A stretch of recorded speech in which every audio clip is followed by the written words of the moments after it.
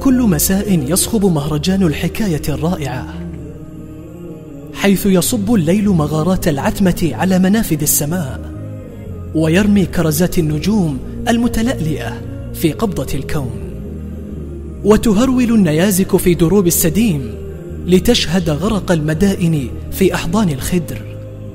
لم يكن ثمة معجزة، فكل المخلوقات لأجل أن تعيش طقوس اللحظة القادمة حيث نشوة المجهول لا بد أن تغير مواقعها، وذلك ناموس الحياة.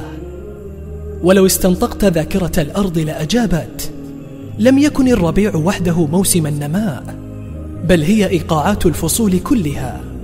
فلولا رعشة أهداب الشتاء والتهاب الصيف في مدارات الشمس وانعتاق الشجر من ذبول الخريف لما نضج جسد التراب واستطاع أن يسبح في برك الربيع الساحرة.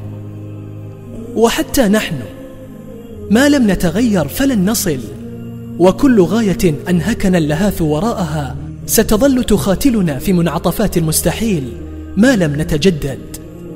كي نعطي لعمرنا معنى وبعدا وعمقا لا بد أن نتغير، وإن لم نفعل فستصطف أيامنا كالتوابيت في محرقة عمر ذاهب بلا جدوى بلا غاية.